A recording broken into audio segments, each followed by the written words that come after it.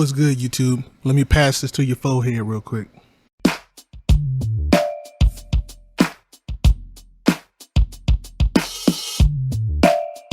So, what I've been thinking about, especially in my hiatus, which, my bad, I'm back. I've kind of been seeing the way that black people have been treated on the internet as far as when it comes to this whole Israel-Palestine conflict. And how it kind of led trails to something else that kind of made me think. And I've come across this type of, I came across this discovery, or at least this realization, that we are social justice slaves, where we are made to defend everybody and they mama. We were made to defend everybody and they mama because we fought for justice once. Although that justice was for us, they still feel like they're entitled to that. And they treat us almost as if we have to fight for them. And I was like, this is very interesting. So let me go down and let me understand why this could possibly even be. So first things first, we have fought in every single war in this country. I just put up a few of them for example, like the Revolutionary War, Seminole War, Civil War, World War I, II, and Vietnam, Korean, Cold Wars, whatever. Whatever war there was in this country, we fought in it. We've had a hand in it. We've done something involving it. We have put our foot in every single war in this country. So you can kind of say we already have a history of fighting for others other than just ourselves.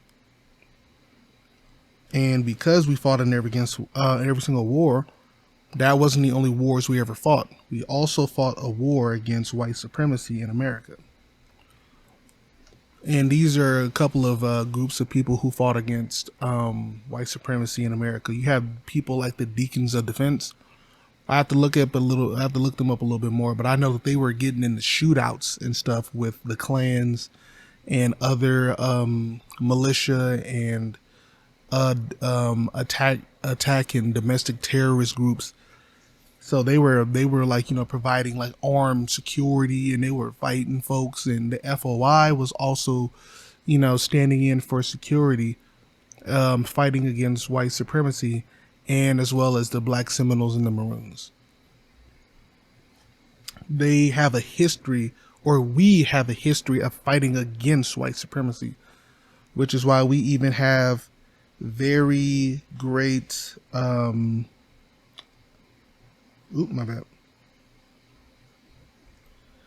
which is why we have icons, and we're also known for fighting for what's right. You can tell that we have this reputation of fighting for what's right because of our icons being globally or nationally known. People like Malcolm X, Dr. Martin Luther King Jr., Fred Hampton, and etc. These are just a few of them for right now, but we always have a history of fighting for not just fighting against white supremacy, but fighting for what's right, because fighting against white supremacy is fighting for what's right. But then we had our fighting spirit taken advantage of, because there was something off about when tangibles and, resources, money, bills in Congress, when these things started getting brought up, then the language started getting a little fishy. They took advantage of our fighting spirit by slipping in minorities and linking Black Americans to this minority group, which is more so like a leech group than anything, because anybody can be a minority.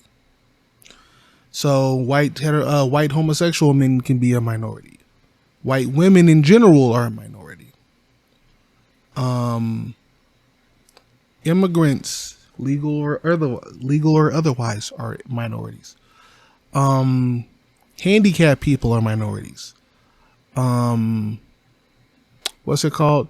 Neurologically diverse people are minorities. Pretty much almost anybody gets to become a minority. There's some minority status in everyone. And they have forever linked us to minority. And the way that they linked us and the way that you know that they've linked us, like forever tied us to minority, is because whenever something is done for minorities in general, people always automatically say that it's done for black people. Even though black people are often the people who receive the least amount of benefits for being a minority, we are always put to the forefront of representing minority. So they pretty much took our blackness away and they shoved us into minority, made us the face of it, but also made us the tail of it at the same time when it comes to benefits. And that's why I say it's a leech-like group, because it's what's called trickle economics, where it has to get filtered and everybody else gets to grab the money first before it comes down to the bottom of the pit, which is where we are as Black Americans. We may be the face of it, but when resources get passed around, we're the donkey tail end of it. We're really the hind parts when it comes to getting resources. That is why I say it's a leech-like group, because Black Americans are the face of minority. However, even though we're the face of it, when it comes to benefits, we're the tail end of it. So it really should be coming to us, and it gives the illusion that it's being given to us. But in actuality, it's not. Like affirmative action. Affirmative action, Black people are the least likely to be hired because of it. White women are the majority benefiters of affirmative action.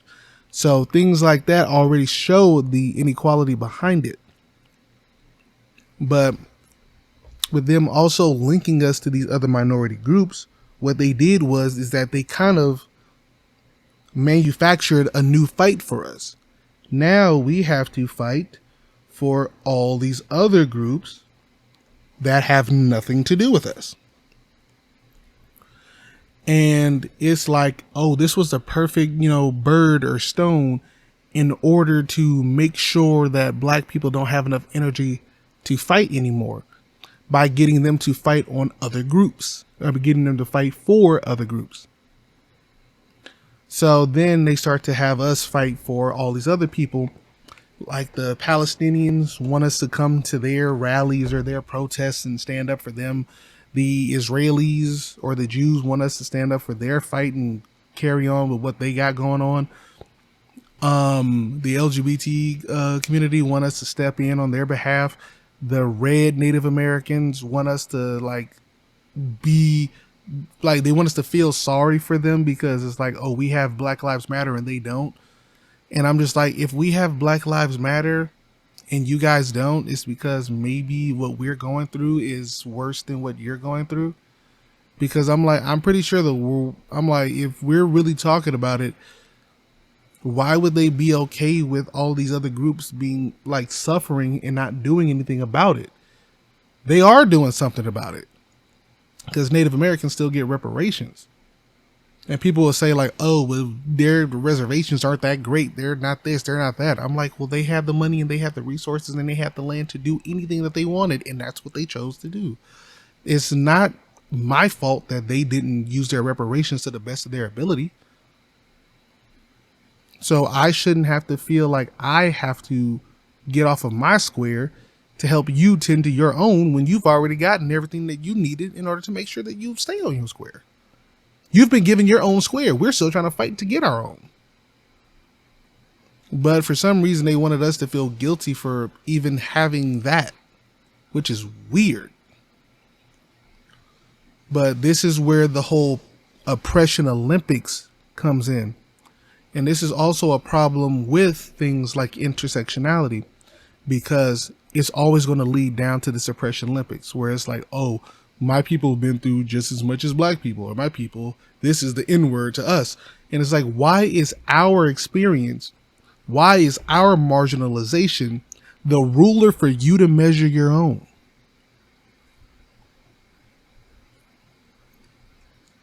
So this is why Black Americans no longer identify as minorities or as people of color or black and brown, because when it comes to the benefits don't get divided up the way that the work gets divided up.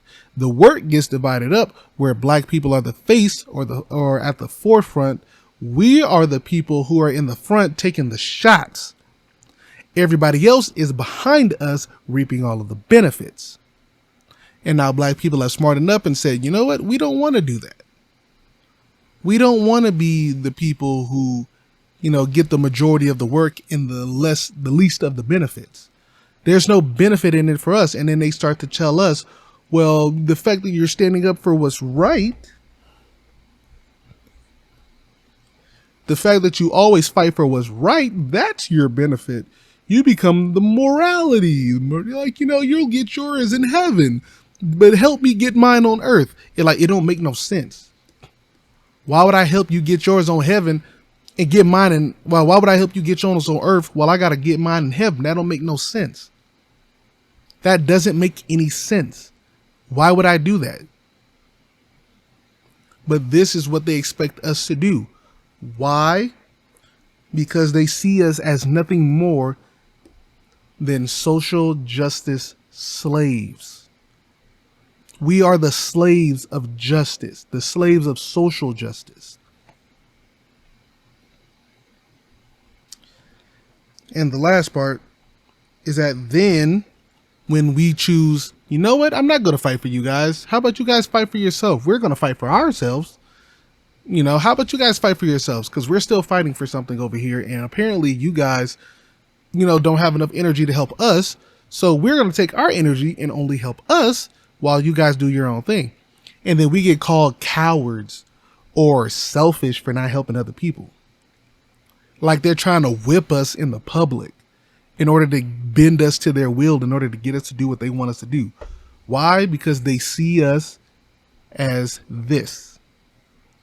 They see us as nothing more than slaves. They always have, and they always will. Why?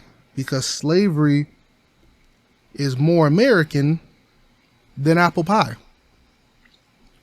Coming up off of Black Americans is as American as hot dogs and hamburgers on the 4th of July. So what they do is that they make sure that they get us to be the forerunners, to get us to be the crash dummies, in order to help everyone else get all the benefits that they want. But then as soon as we turn our backs on everyone else and do what we need to do for us, like fight for reparations, now it becomes a problem. Now we're cowards. Now we're selfish.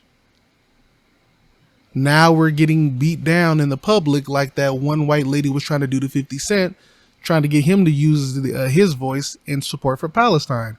And he gave her the same energy all of those people give us on our reparation fight. Nothing. He gave that woman nothing. He looked at her, smiled, probably even chuckled and laughed, and went about his day because why? It does not matter. It doesn't matter to us right now because we have our own fight. We're always told that we need to fight for other groups and for other people. Well, my thing is, what's the benefit? Because I haven't seen one. I haven't seen none. There is no benefit to fighting for other groups. What it does is that it tires us out from our own struggle and our own plight, which is what, the dominant society really wants, so that we don't have any energy to fight for ourselves. And that was the whole point of taking advantage of our fighter spirit. They had to take advantage of it because they couldn't defeat it. They couldn't defeat it because we have a whole history of fighting against white supremacy in general. And we fought in every single war. So they know that they can't take us on just straight on, head on collision. So what they needed to do was make sure that they could Like, if they can't win the fight, spin the fight. So now we're going to get you guys to do something else, like fight for other people, so that now you don't have the energy to fight for your own. And then we'll be smarten up and say, you know what? We're done fighting for other groups. We're going to fight for ourselves now. Now it's like, oh man, come on, don't do that, bro. Don't do that. Don't do that to me. Don't do that to us. You know, man, just keep fighting for everybody else, man. Just keep fighting for everyone else. Don't take this time to focus on yourself, because that's selfish. Only a selfish person would do something like that. Only a selfish person would help themselves and not help anybody else. And you're not selfish people, are you? No, yeah. But that's the thing. Survival is selfish. Survival is me over you. My life versus your life. My resources versus your resources. My livelihood versus your livelihood. That's selfish. That is why white supremacy is very selfish. Because they think that they're trying to survive. Well, they are trying to survive. But because they're fighting for that survival, that's why they do the things that they do.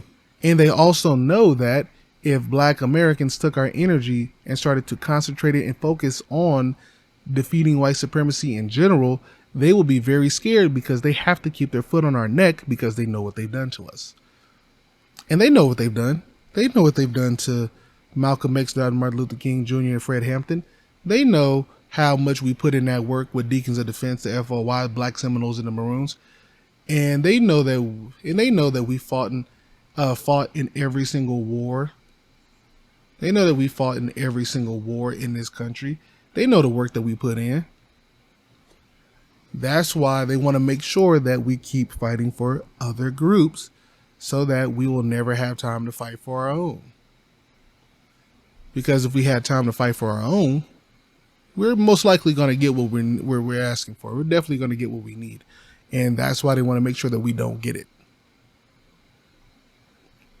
But I started to kind of piece this together when I saw how people treat Black Americans whenever we don't stand up for other groups.